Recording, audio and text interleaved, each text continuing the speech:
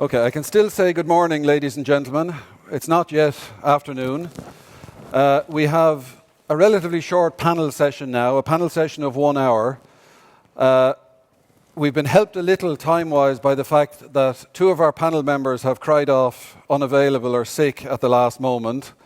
So I have a slightly reduced panel before me. However, not reduced at all in value.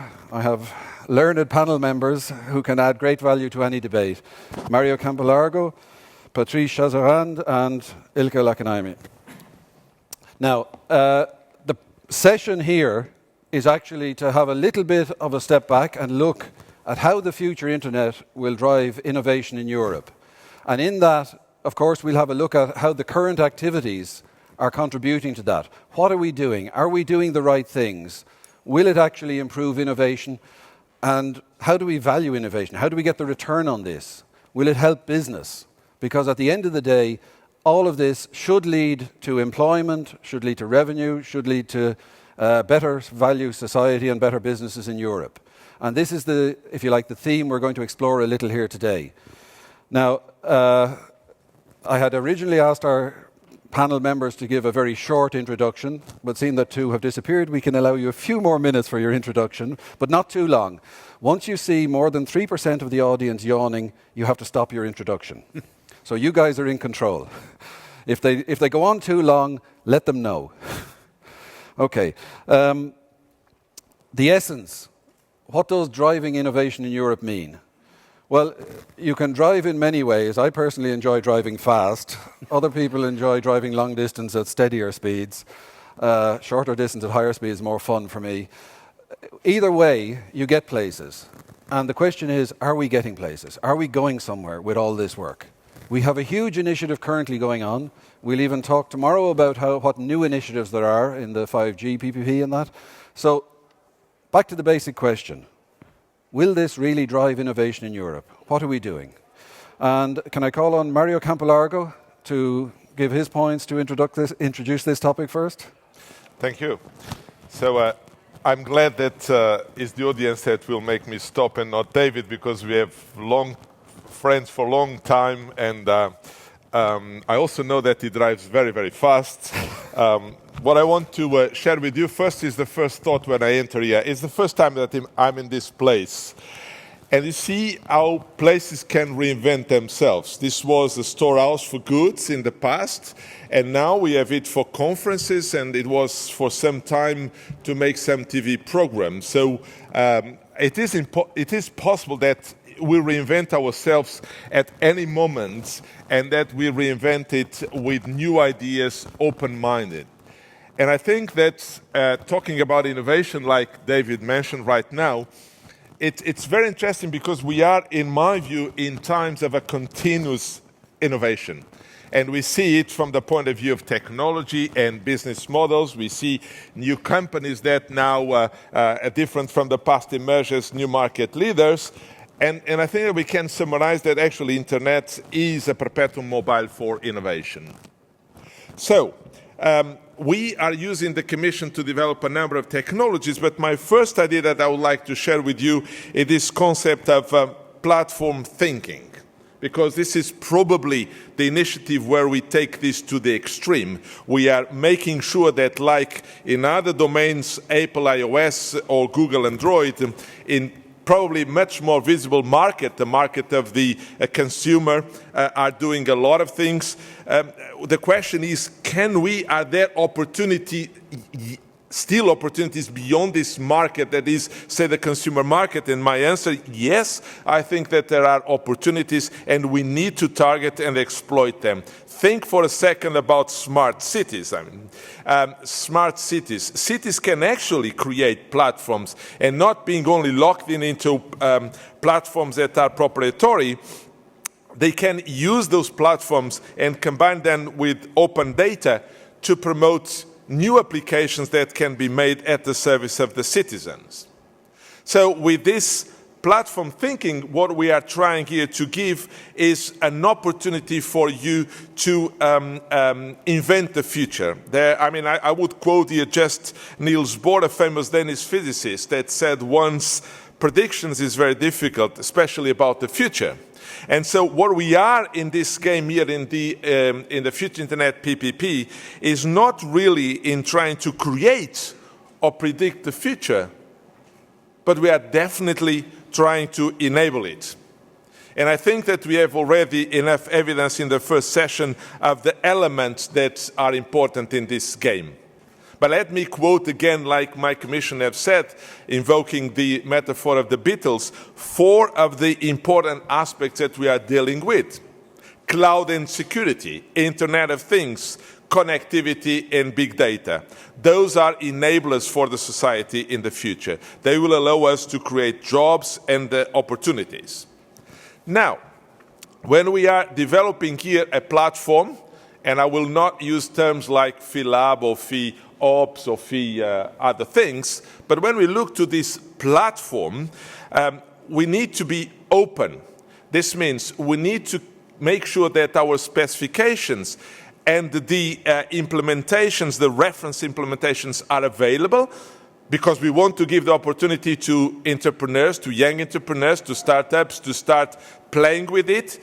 But we need to learn with the experience that those guys are doing, and eventually to change our references, implementations, or even our specifications, so there is a positive loop to make sure that we enrich our own platform and infrastructure. This means that we are here not in the domain of a classical public-private partnership. This partnership has to be with completely elastic boundaries and open to any ecosystem that is relevant in Europe to facilitate the innovation. So be open to modify, be ready to take the feedback, especially from the users, the entrepreneurs. Be ready to open our partnership to be embracing all of the people interested in those ecosystems. But maybe more important than just experimenting with this platform and creating those applications that would be of importance in domains like energy, and we have a very good example, or health, or smart cities, let's not forget that the game is to be played in the market. So we are here in the process of making faster paths to the market. And it is important that we go beyond experimentation, beyond pilots, to reach really the market. And I believe that we are giving a fantastic opportunity for SMEs or for entrepreneurs to develop applications that go from one day to the other, from a zero to a global market. In that respect, I would like to mention that, it's not just the fact that we have a platform thinking approach, is that we believe that Europe is embracing this concept. We are in continuous discussing with the member states to see if they can, in their innovation programs at national or regional level, embrace the same platform. And I can announce to you that recently Mexico decided to embrace the same paradigm. And in 1 month from now, certainly before May, an instantiation of the Future Internet PPP platform will be operational in Mexico, and a few cities with money from the authorities in Mexico will start experimenting. Means that the SME or the entrepreneur in Spain or Finland, in Portugal or in Greece that happens to develop a successful application on top of this platform goes from the market of its own village, of its own city, of its own region, its own country, to a global market. And we expect that with Brazil we have the same thing in the future. So the moment where we have promoted prizes and hackathons is gone, if I may say. This was important for us to be conscious of the usefulness of our and appropriateness of our platform, but now we need to be more thorough in creating ecosystems, in develop applications, and reaching the market. The Future Internet PPP is not a single initiative in itself. That is not interrelated with others. And I would like to make here the point that, we need to complement those developments with research and innovation initiatives with others that are along the full value chain. That's why we launched recently a public-private partnership in 5G. Again, not as an alternative to 4G that is now just about to be deployed, but as a way to make the investment repay far into the future. Now, aspects of regulation, legal environment, the telecom single market and our proposal for a connected continent that is being voted in the Parliament just in one day from now, tomorrow in fact, are all part of this package, as well as the development of skills. And there is in fact a lot of skills that we need to improve in terms of responding to the immense number of available jobs on ICT. We estimate in the order of 900,000 jobs available in the next few years in Europe. So if I want to leave you as a conclusion, I think that I would like to say that singular actions, no matter how important they are, will not deliver the change that we aspire to. It is concerted actions that we are needing at this stage, along the full value chain, from networks and computing infrastructure to platforms and services, including development and user community ecosystem building. When I enter this room and when I talk to you, I find a very positive atmosphere. It may be just the environment where we are, but I think that is much more than that. Is that we have here a lot of committed people. Yes, I understand, Ilka, we are not with T-shirts, but I decided not to take my tie, because in the very same way that the same walls in this place have served one purpose in the past and now are reinventing the future, I think that even people with some ties can help to create this ecosystem. And what my challenge for all of you is that be actors on this process.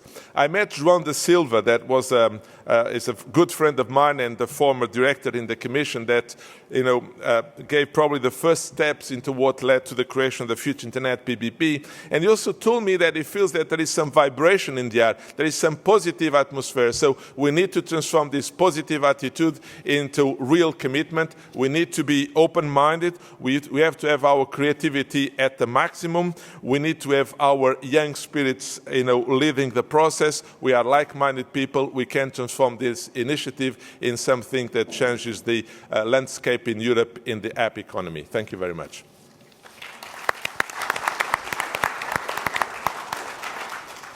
I'm not sure whether that was an opening speech or a political speech, but it was very good. Thank you, Mario. I mean, some very key points are coming out. The concerted actions point. How can we always make sure that a set of activities we stimulate work together to produce a greater value? And this, I think, is one of the points we'll return to in the discussion later. Before we do that, can I ask Patrice from Digital Europe to express his points and his views as an introductory statement? Thank you, David. Maybe I will express them from here. Okay. So first of all, I think I have more than 5 minutes, right? So I will just tell you that, or remind you that what Digital Europe is about. It's the trade association of the digital industry in Europe. We have about 100 members, 60 corporate members that cover consumer electronics, IT, and telecom equipment manufacturing. And we have also 33 national trade associations, and they are our gateway to SMEs.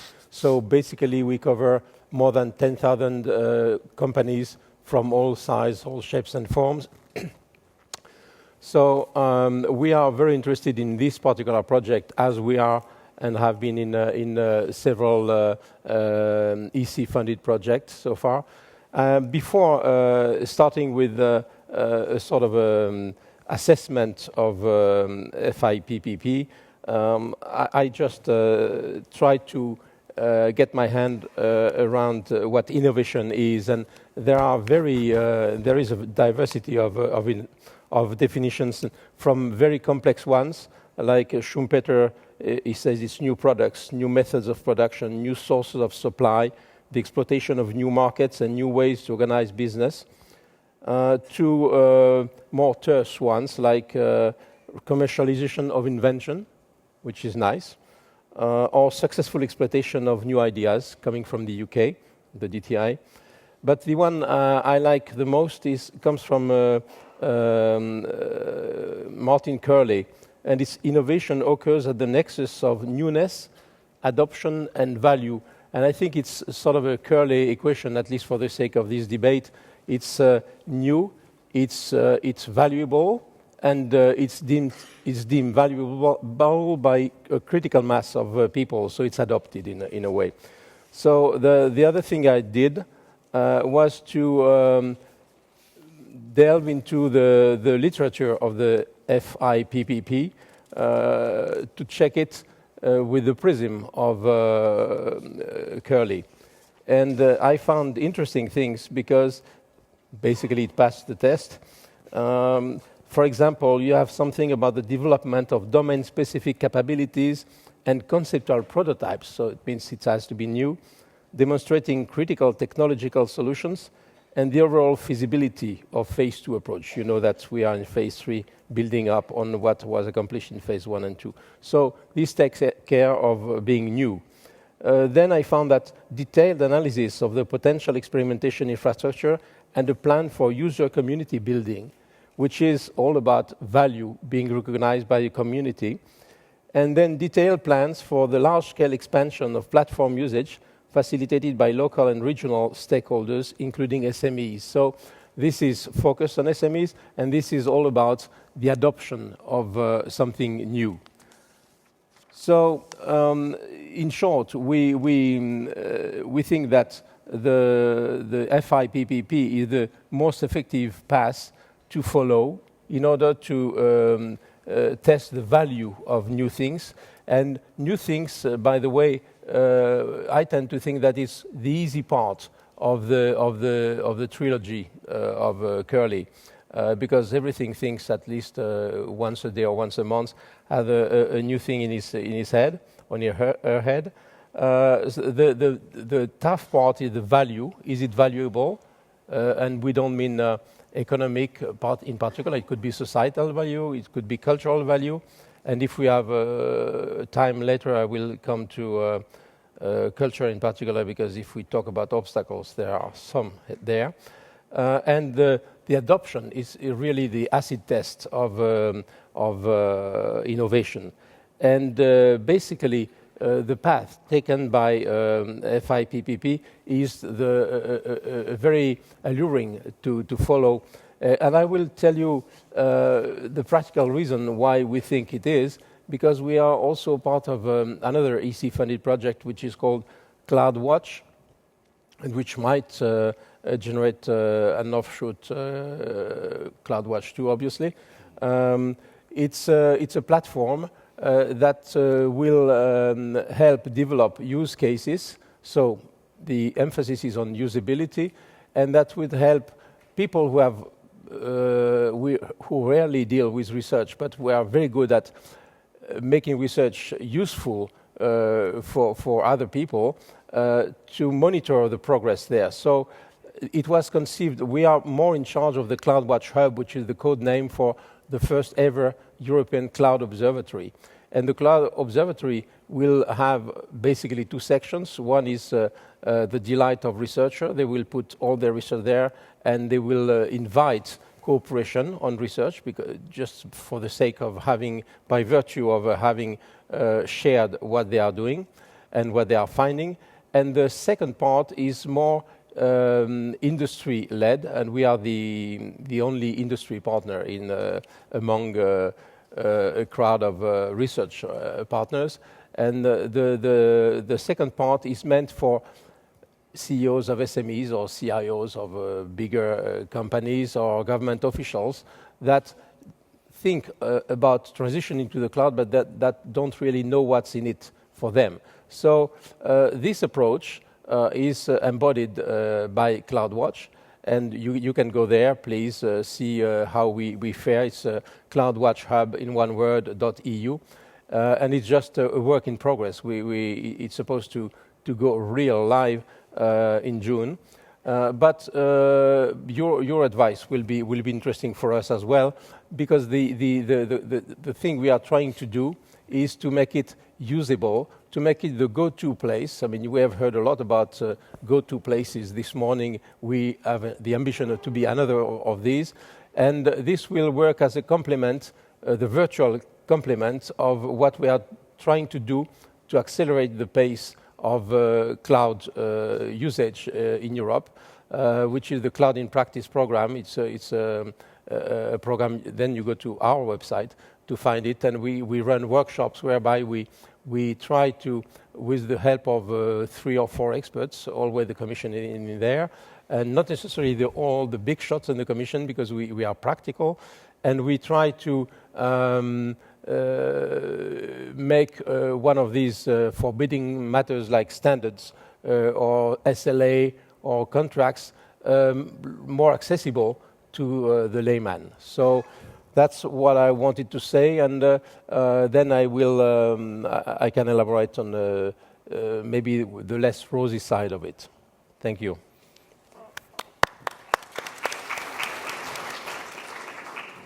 Okay, I mean, this is getting to another dimension of innovation, which is, how will I say, preparing things for use and for take-up and making them easy to understand and easy to access. I think this is, again, a dimension that we have to deal with. Ilke, can I call on you for some of your ideas from your other hat? Yes. So from your hat with the Chamber of Commerce, yes, as to how you see this discussion. Thank you, David. This morning, obviously, I addressed you as the chairman of the FI-PPP, but right now, like David was saying, I'm putting in my hat as the chief economist for the Finland Chamber of Commerce. And when I think about innovation and new things, there are a few issues that come to mind first. Obviously, when you think about competitiveness of the European industries in a global market, people are always usually referring to comparative advantages. So, for instance, what is the salary scale level and what type of resources and technical skills and those type of things Europe has in comparison to the United States or Asia. In this case, in the FI-PPP, we're not talking about the comparative advantage as much. We're talking about competitive advantage, which is the fact that how many new things, how many new skills, how many new technologies, those type of things that don't exist necessarily elsewhere, we are able to create through these type of programs. That's one perspective on this. The other thing is that while I was at company, there was always a discussion about disruptions. There was a discussion about what is radical innovation and what is incremental innovation.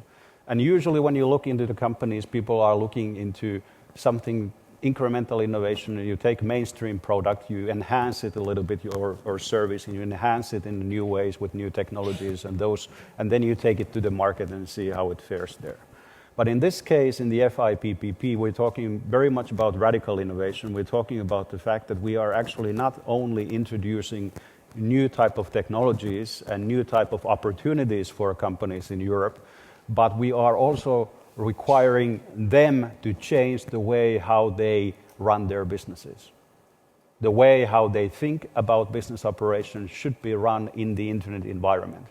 So as much as we can offer them some solutions and some technology, as much we should expect from the business leaders that they are able to understand what it does require when you operate in the internet business realm. How do you need to behave differently?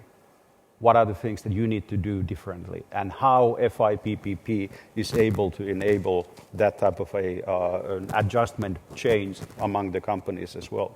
And that's not easy. I'm not saying that it can be done very fast when you think about innovation, but it's something that is required for Europe to be competitive in the future.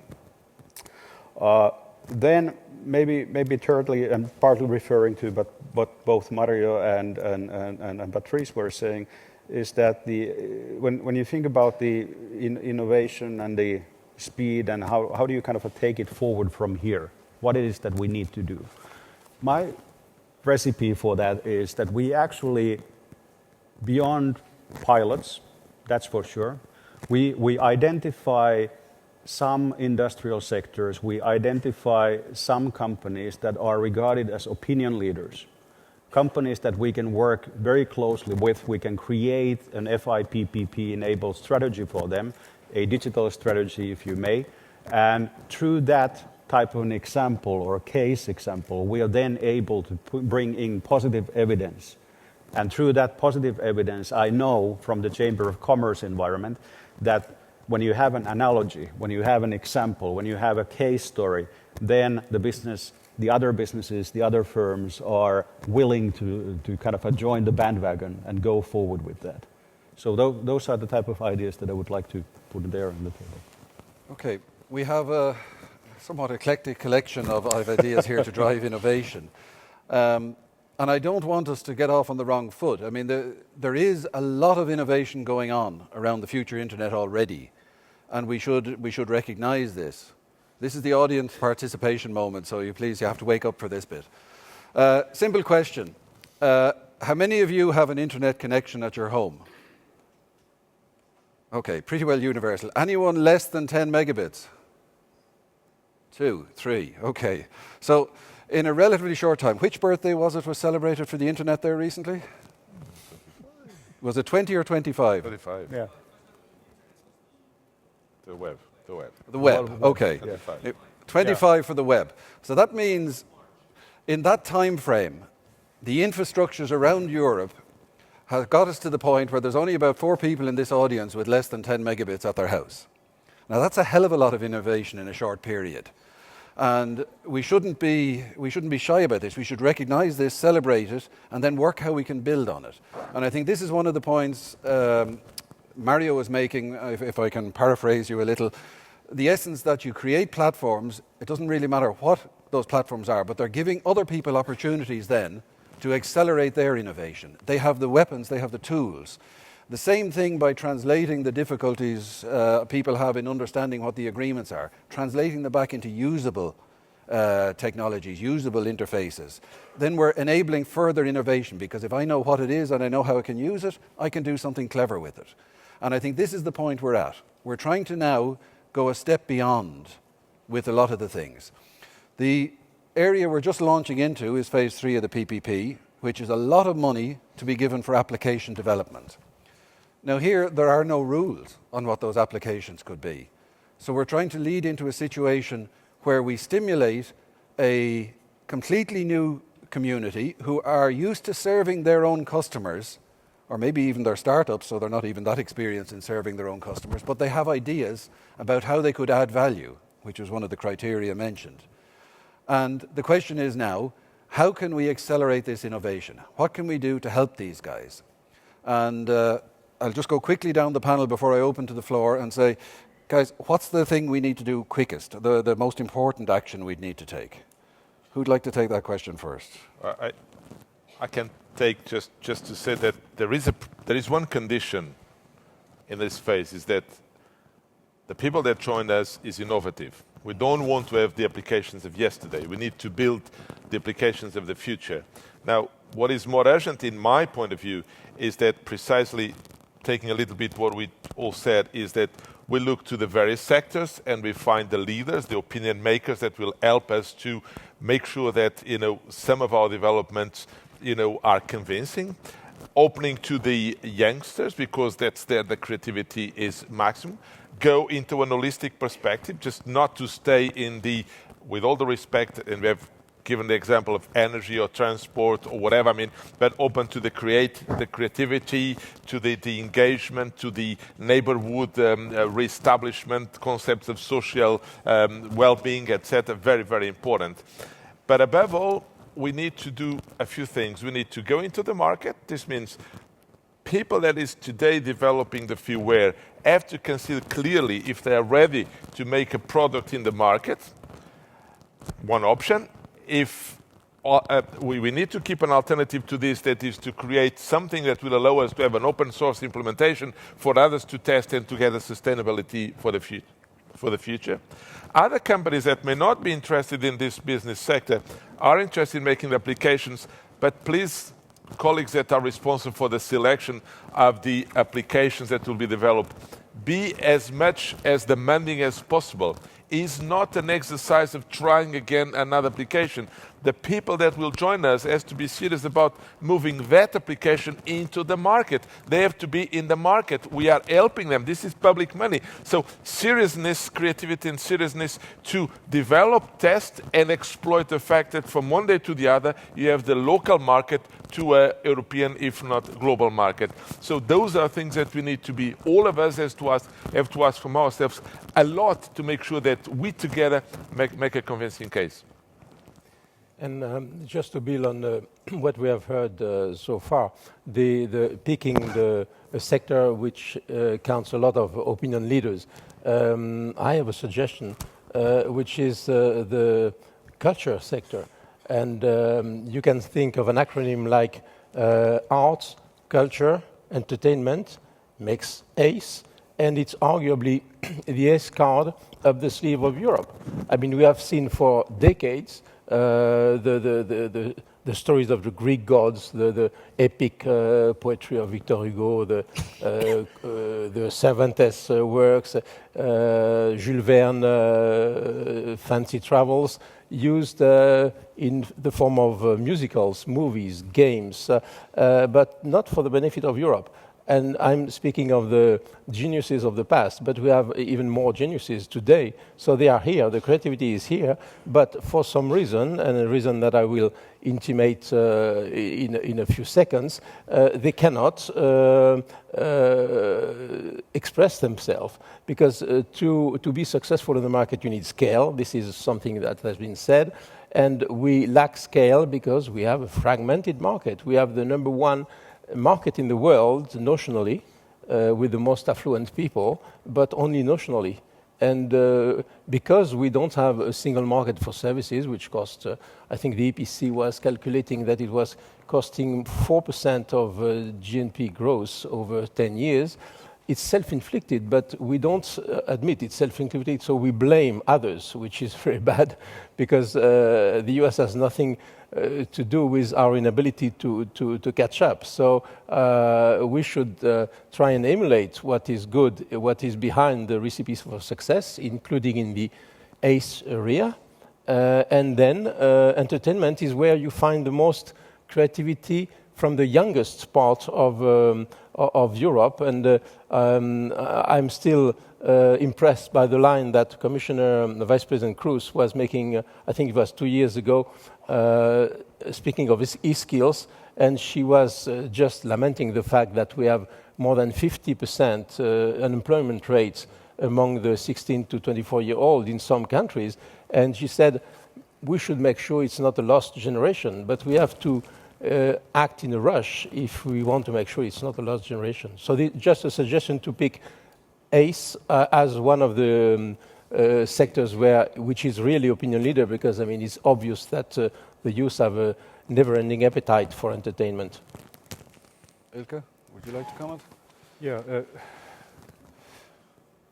actually I can only concur what Patrice was saying about the market itself. So what comes to my mind when thinking about the FI-PPP and the market opportunities that it creates, we need to create for those SMEs that are taking part of the program a feedback loop, so that they are able to come to us as well and say that my product, which is created on top of an FI-PPP element, is not flying in the market for certain reasons. And then we are able to address whether there are policy or any other type of challenges that there are, and actually truly do a kind of a tailor-made policy making, hopefully to create that market for then that product. I think this is the key message that I'm getting from all the SMEs and other business leaders that are interested about the FI-PPP. They are willing to take it and run with it, but they expect also that then they are able to kind of enforce and give their opinion about what is the best way of creating that market for it.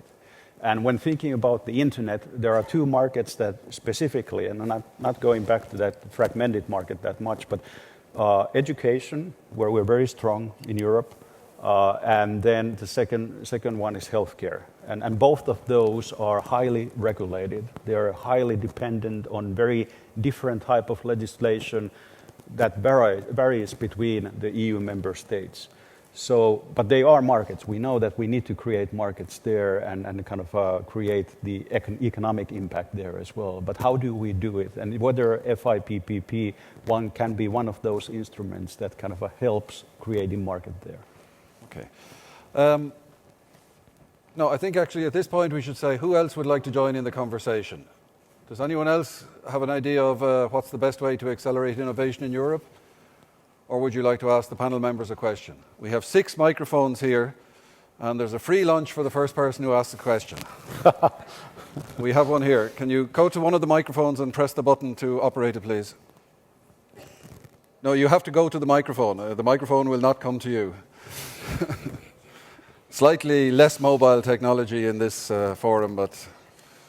And I think there's a push-to-talk button. Yes. Okay, does it work? Great. Can you introduce yourself? Yes, I'm Frank from FI City, based in Belgium. I'd like to get your view on the legal framework that drives the platform and the innovation around it. The legal framework for platforms. Can you push not to talk as well?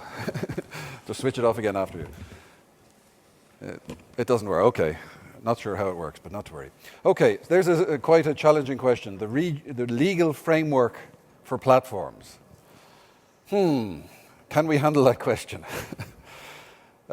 First off, in the whole sense of the FI-PPP, what's been happening there is a rollout of platforms as trial and test infrastructures. Now, in most of the cases there, work has already been done on what the commercial basis for the use of those platforms beyond the end of the project scenarios would be. So there they have prepared them with underlying ideas about the commercial contracts.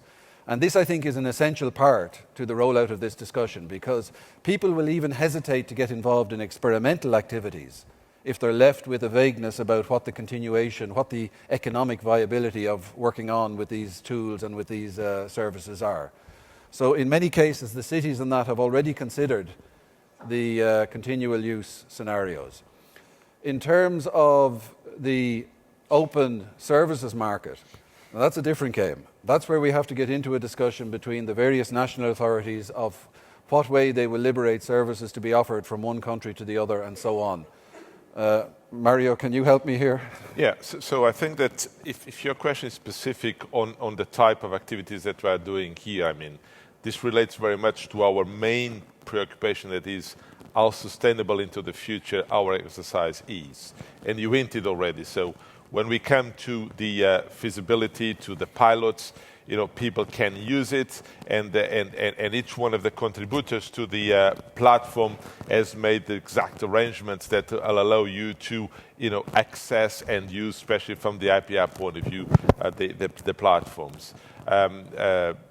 This was the critical question that every single SME was turning to us, and I assume to all the ones involved. I'm ready to invest on it. I'm ready to develop applications. Cities are ready to embrace it. What about in 3 years from now? Will the platform be there? Is it viable in commercial terms, or if it is not, where is my investment going to be? Now, what we want to ensure from our side is that in this phase of experimentation, so for the next 3 to 4 years, that is there, is supported by us, and we ensure that is there enough time that gets traction. If it is not as good as we expect, if there is not as traction as we expected, then the rules of the market will apply.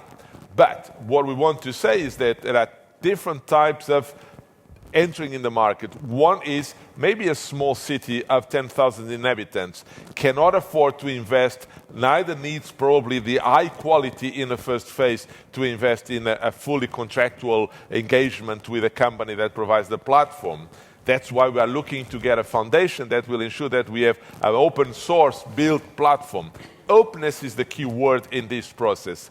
Most also of the actors tell us that they are not really very much interested in exploiting just the business model around the platform. What is interesting is what is coming up on top of the platform. And again, for the applications that the application owners or developers that will be engaged, it is very clear that in the phase where they will promote new applications, the APRs will remain with them. Now, when we go to a full commercial exploitation, then the arguments will become between company A, company B, company C. Wish we would be facing a situation of an avalanche of questions, not in theory, but because people would like to go to the market. By then we would find the solutions. But what I want to say is that there is a lot of people that has been working the legal side in all the companies to ensure that moment when it comes is already prepared. Yes, perhaps we should have said more about the open source approach as well. Any other questions on what are the blocks or what are the challenges? There's one person getting free lunch anyway. Would anyone else like lunch? There is one. There is one. Yeah. There's a microphone behind you. Again, push to talk. I was just asking if we get dessert for free for a second question. Even coffee. Even coffee. That's good. Here's my question. First of all, my name is Ciprian Radu. I'm coming from Romania. And my question relates more to a cultural aspect. We are asking ourselves a lot what to do to boost innovation in Europe. And we are focusing, as we see in all discussions, about how we are financing it. And that's nice. Also, the evolution, I see it and appreciate it. With H 2020, it's easier to get this finance than it was in FP7. And I see this as one part of taking innovation and putting it in practice. Now comes the question, to spur this innovation, to increase the creativity we see over the organizations in Europe, are there any plans or any measures from Future Internet or the European Commission in this direction? I'm not sure I captured all of that question. It was quite difficult to get it. But I think, first off, you should look at the situation we have at the moment with the FI-PPP. And here, I think one of the things that is underestimated in many of the discussions is the amount of innovation actually in the process. This, I think, is the first time ever, Mario, correct me if I'm wrong, that there has been such a move to grant money, give us grants money to so many SMEs. I'll not correct you. You'll not correct me, okay. It is correct. This is the first time there's ever been such an effort. Now, what is unique here is that in the European situation, we have run a set of projects for a couple of years who've created a number of technology building blocks. These technology building blocks are being made available for free to the people who will get the grants. They are also, in this phase 2, we have a number of use case projects. Some of them are represented here in the room. These are associating the platforms and the enabling technologies with the application domains. So the SMEs coming in phase 3 are being given money and technology and access to sectors to hopefully generate successful applications and future business. And I think this is a tremendously innovative process that should not be underestimated. Ilke. Yeah, I think what David just recapped there, what are the novelties or the innovation about the FI-PPP system itself or the process. That's pretty much the arsenal that we have at our disposal and that we are handing over to the companies. I agree, if I understood correctly, your question there is that it's not automatic that even in that type of a situation, the SMEs will come to us and start using the FI-PPP technologies and the FI-PPP solutions as such. So there is a lot of legwork, there is a lot of education that we need to do among the entrepreneurs, among the SMEs. And what I'm doing, for instance, from the Chamber of Commerce side is that I'm linking the FI-PPP to the European-wide Euro chambers and the other local chambers of commerce in order to use their channels also to spread the message. So that not only there is a better chance to get access to the competence and the innovation that comes from the EU programs, but it can be done in a way that it's less cumbersome for the SMEs because they're granted, like you said, in a sense, there are a lot of kind of myths that we need to break in here so that they get interested about it. If I captured your question in that sense. Yeah, a few contributions to your question. I mean, first, you raise, if I understood well, a slightly different question, and then I have to talk about 2 or 3 elements. First question is, this is not the only initiative, and we should look at it in an interlinked way. And addressing exactly your question, I would like to say that the novelty in this initiative, and you highlight this, is that the SME or the entrepreneur that is going to develop an application in Romania on top of this platform on the domain of tourism will not have a contract with the Commission. That should be a major relief to all of you. This means your local intermediaries, and we have in this phase 16 projects with hundreds of companies, in all over Europe that will act as intermediaries to, one, host the platform, give training, give education, and help the engagement and the creation of the local ecosystem. So this is all pushed down from Brussels towards the local or regional ecosystems. This is a major victory, you have to understand, for you guys. Second, if you need more as a startup, there is a sister program called Startup Europe, where we have resources like mentoring or support to venture capital or incubation or networks of accelerators, where you can, if you want and if you need, use those resources to try to understand how you go through your process of creating or enlarging your own community. And you will find then the right time to engage yourself in the Future Internet PPP. It may be the start of everything. This means you have a great idea, you do the application, then you create a startup. Or it can be the other way around. You have already a startup and you want to reach other markets. Startup Europe can help you in this process. It's a networking with some support from us, but also with a lot of people engaged. It's a bottom-up exercise. Another element that I would like to say is that in Horizon 2020, 5% of all the budget of ICT is devoted to what we call open disruptive innovation, implemented through, and I'm sorry to use this jargon, the SME instrument. I'm going to tell you what it is. Open disruptive innovation means there is no time to submit a proposal. You don't need to be more than one. You can do it whenever you want and alone. And you can do it in any topic. So if you are an SME, you have a great idea, you have experimented it in the PPP or elsewhere, and you want to bring it to the European level and get some support, go to the Open Disruptive Innovation. The SME instrument will allow you to create the idea, to develop the concept, and even is going to help you to introduce it into the market. Last but not least, we are not alone. We are looking to cities and then other major organizations. I gave the example of Mexico, of Brazil. We are talking to the funding authorities in the member states, but I'd like also to look to you and say that the EIT in Europe has co-location centers all over Europe. There are 6 co-location centers and some satellites, and each one of those co-location centers will have installed the Future Internet Lab.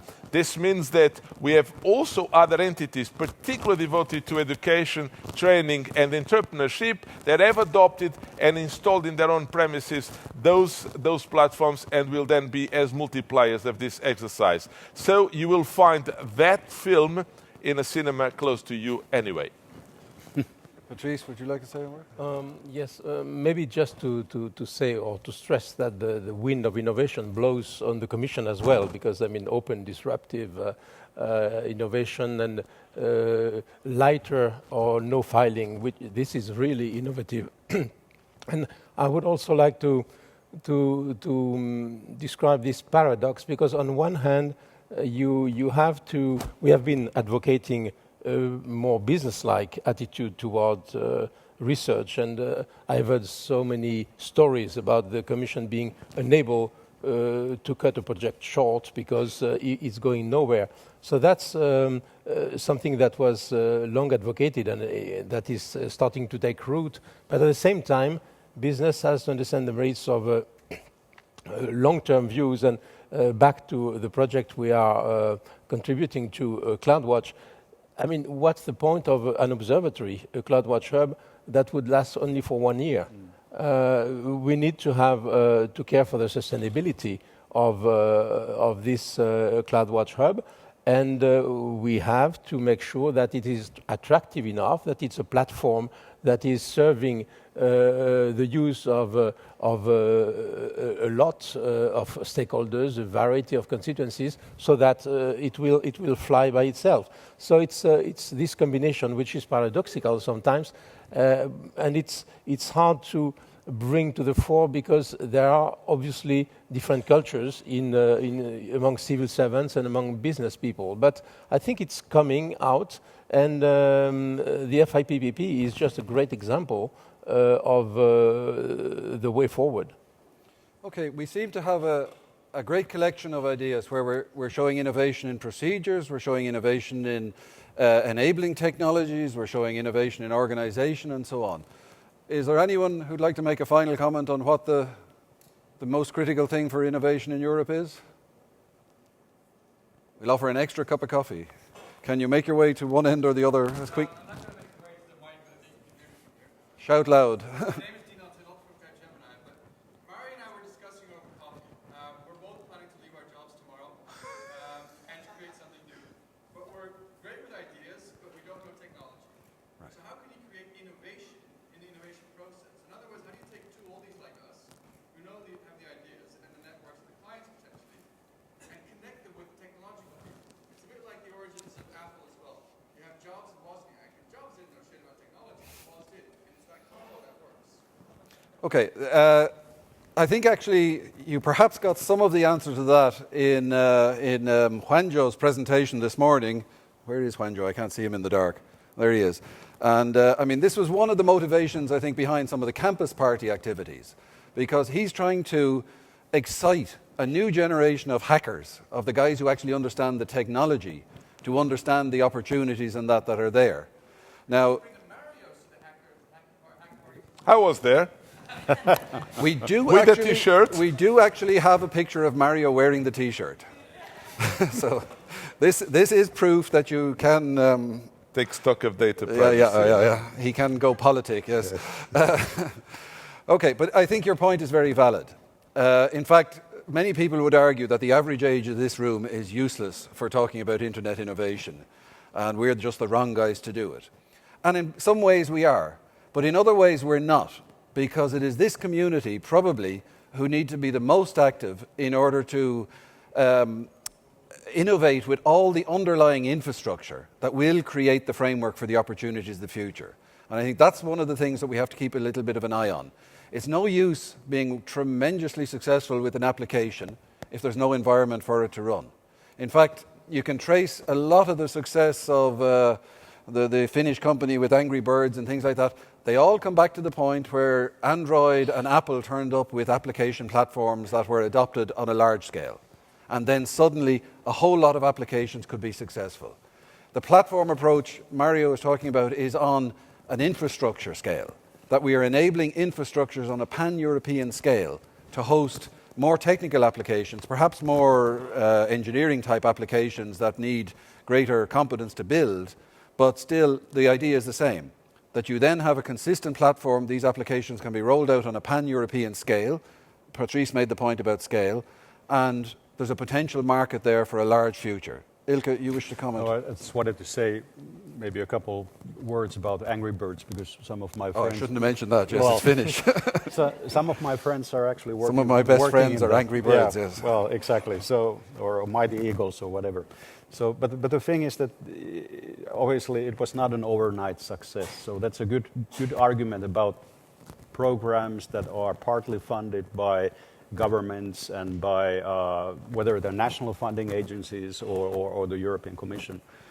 It took several years for that company, actually supported by public money from the Finnish national funding agency, Tekes, gave a lot of money to that company for R&D purposes, for technology investment purposes, for a number of years.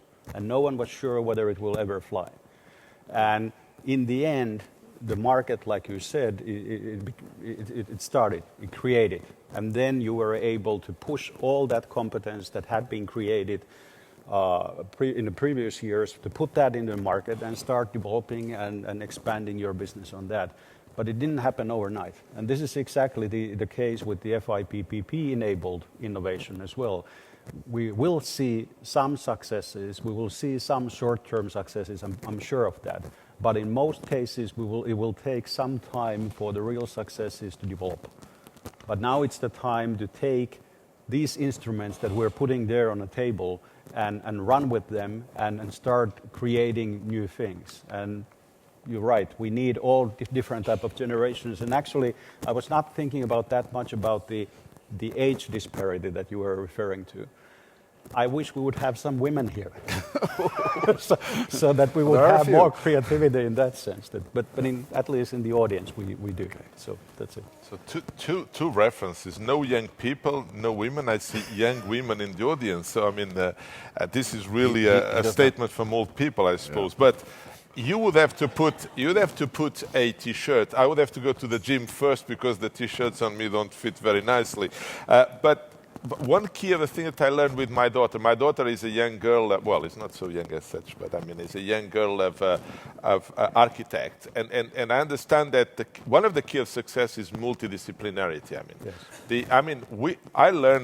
we learned together on formal methods. I mean, these people is minimum viable products. They fake it before they make it. They go to the potential citizen to whom the application is targeted, and they say, this is what I'm trying to build for you. And they create traction by doing that. So there is a different mindset, and the multidisciplinary is, in my view, very, very important. What we do with the Future Net PPP and why this is important for that is because we lower the entry barrier for them to do this minimal viable product, because they can, with a minimum investment, because we have the primitives all there for the cloud, for the security, for the Internet of Things, etc. We lower their cost in developing their application, and so we maximize the opportunity for them to be inventive, to be creative, and to penetrate in the market with some traction. Okay, there's a red flashing light in front of me, so we're going to have to close the session shortly. I think, to conclude, we've discussed a lot of different approaches to stimulating innovation. We've discussed a few ways of how innovation can be valued. And I think we have a real opportunity now to see, does it work? The phase 3 of the FI-PPP is to fund potentially 1,000 more SME applications. And if we compare that to the Silicon Valley ratios of successful startups, they reckon about 1 in 40 becomes substantially successful. If we get a 1 in 40 ratio out of our more than 1,000 application developers in phase 3, I think we'll have created a bloody good success for Europe. At that point, I think we should close the session. I just say two things about this panel. Yep. I mean, so we have somebody from the Chamber of Commerce. I think that you are part of the chamber that needs to bring some echo back to the Future Internet PPP and all ecosystems. You need to be attentive to that. You are from a business, and business is very, very important for us. I mean, in the early session, we talked about FI-Lab. This is a laboratory for experimentation, but you heard also about FI-Ops. So this has to become operational and going into the market. And like David said, he likes to drive fast. We need to be very fast in this process. Okay. I think with that closing point, we'll bring the session to the end. I think you've all deserved a free lunch. It's outside. There's 3 sessions starting at 2 o'clock, so you have plenty of time to get lunch and have a look at the stands. And then the 3 sessions, you'll find them on the map. They're in different rooms. One is here in the auditorium, and the other 2 are in rooms either side. Many thanks, and thanks to the panel. Thank you.